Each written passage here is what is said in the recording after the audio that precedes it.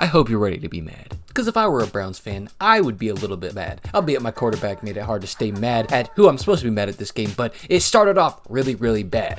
And before I get much further, I'm going to say this, okay? Yes, the Texans were the better team, and the Browns did enough to shoot themselves in the foot that I really don't think this was a rigged game. I just think it's the refs being insanely inconsistent and maybe even like a twinge of favoritism. And it starts with something that I actually like.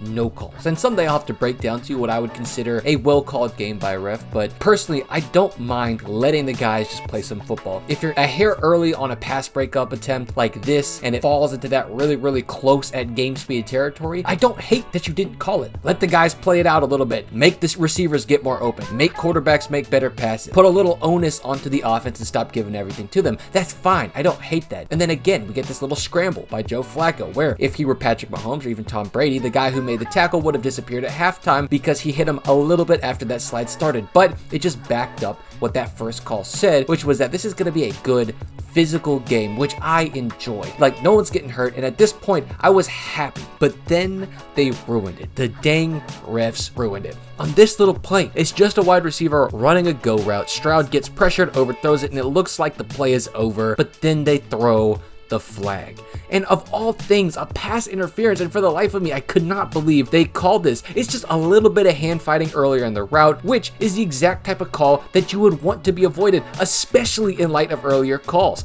And that's where I'm starting to say some of that slight Texans favoring comes in. And of course, when Flacco decided to favor the Texans himself by throwing 2 touchdowns to their defenders instead of his own receivers, it really doesn't help. But, you know, what do you guys think? Am I just being a little nitpicky here? I thought this was just a terrible call. Maybe got a little bit of a grab on that right arm. It wasn't a lot.